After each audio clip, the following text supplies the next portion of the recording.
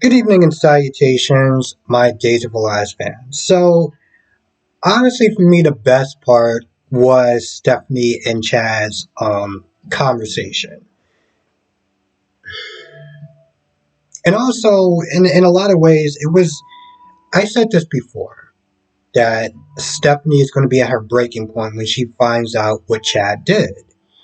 And, she brings up the whole marriage thing and how Everett wants to marry her, but Chad's just there stringing her along. And I'm like, well, boo.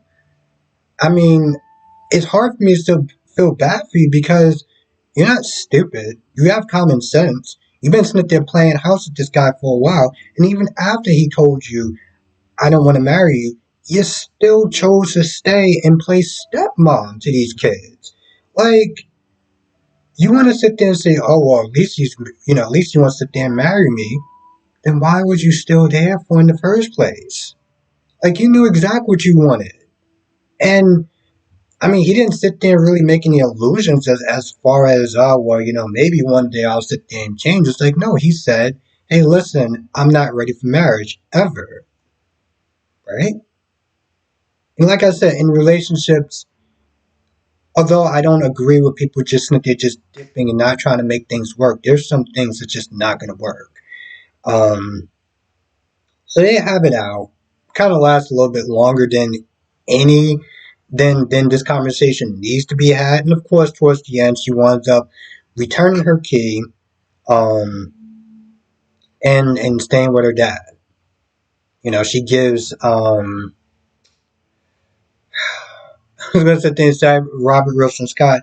He gives Alex the key, so when Chad comes home, Alex is like, yeah, Stephanie wanted me to give this to you. Now, Chad did come to talk to Everett. And I didn't even really understand the point of this conversation. Like, he's like, hey, listen, I'll give you your job back, but on one condition. Tell me the truth. Don't sit there and lie to me. As far as, why did you come back to Salem? And he says it straight up. He's like, yo, listen, I came back to get Stephanie. So he gave him back his job, right? And I guess in some ways, it's like, well, he already knew his relationship was over. There's no point in sitting there trying to, spite him at this point. And also the company, the shell company, happens to be his real name, which I thought was pretty interesting. It's like a tongue-in-cheek sort of joke. Um, but yeah, hey, he getting back to job. He comes back and he looks at the key and it's like he's disappointed. But it's like, bro.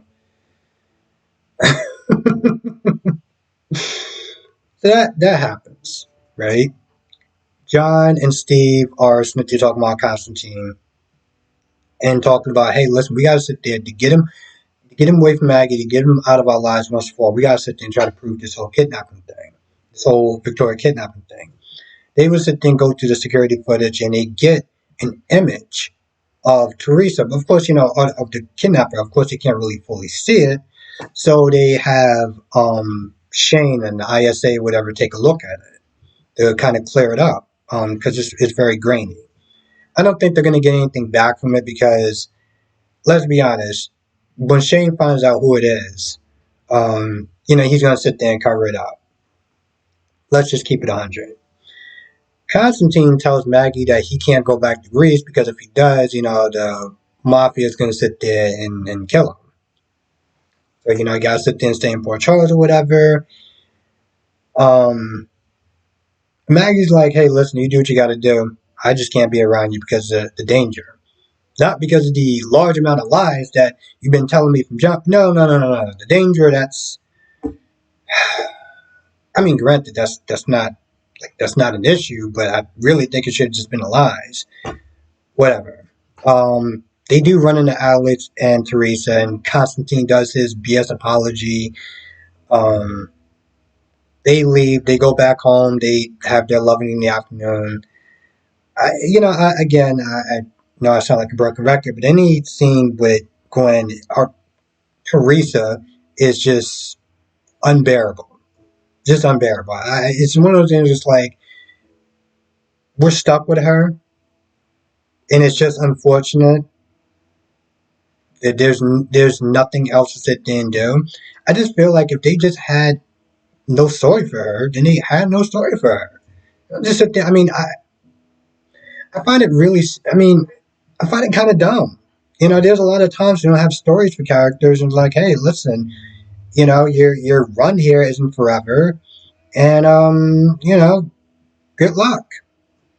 She's a talented woman. She could sit there and find her place on another show. Just bringing her back, I feel like, I mean, it's nice, and it's not like I don't want the woman to work, but like, I mean, now you're doing it at the expense of every time we see her. It's like, yo, we want Gwen back at this point. Write something else for her. I don't know, or just let her go in another show or something.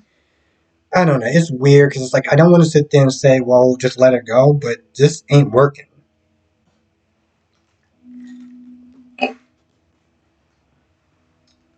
I feel like just since they're telling somebody to be fired is just kind of just putting bad juju onto the universe. So,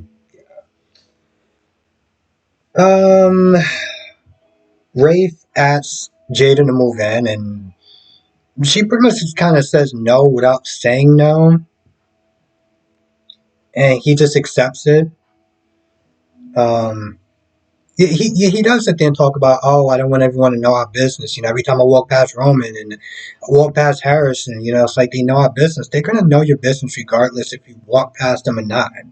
That doesn't change anything. Like they know your business. Okay, so they know that you were sleeping with her that night. You think if you didn't walk past them, that they wouldn't have known that? I feel like it should have probably been a better reason of other than, oh, I just don't want to know our business. Towards the end, he does it. She talks about her guy that she was with, but she doesn't really sit there and say what happened, right? Like, why did it not work out?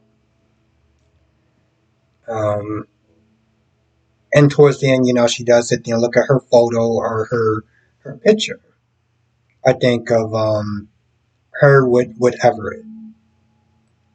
Kind of weird that she didn't actually bump into him at any point in time. I mean, this is such a small, close knit community. You would think at some point that they would just run into each other, but whatevs.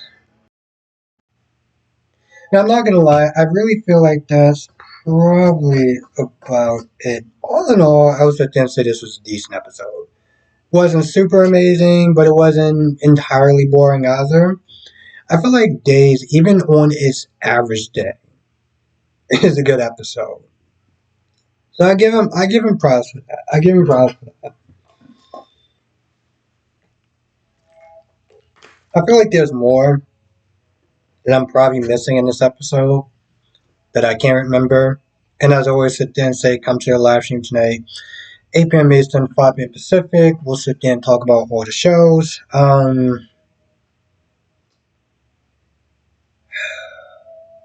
I'm just, before I go, I'm just sitting there wondering, because Maggie's like, you're not going back to Greece. You're not going to sit there and have this money forever to tide you over, and you got to go back to Greece or you got to go somewhere because your visa's going to expire. Now he does sit there and say unless he gets a work permit or he gets married or whatever. I'm like, I swear, if Maggie marries this man just to keep him in the country, I'm gonna be like, are you out? Because I feel like up until this point, they've been just kind of playing Maggie like Boo the Fool, right? And I have this really bad feeling that she's gonna want to marry this man to keep him in the country. Like, oh, we could just sit there and stay separate, whatever. I'm just doing this just to help you out for a little bit. It's like, calm the f- on. Like, really? The wife of Victor, I'll sit there and say Victor Newman, the wife of Victor Kiriakis should have a little bit more common sense than that. Yes, I get she was supposed to be the heart of their relationship, but like, come on, really? Anyway, like I said, if I forgot anything, you know what to do. Come to the live stream tonight, 8 p.m. Eastern, 5 p.m. Pacific. We'll sit there and talk about all the shows. If you're not a member, make sure you hit the join button and become a member. You get exclusive videos that are only for members. You get Mummer, month, monthly member shout outs, which I will be doing today. And exclusive live streams um, that are a lot of fun. If you've been in my live streams, you know exactly what I'm talking about. It's a more smaller group. I mean, we are growing, but it's a more smaller group, and we have a good time. This is one of those things that's like you need to be there, sit there and check it out. But I will see you in the next video, or live stream, or both.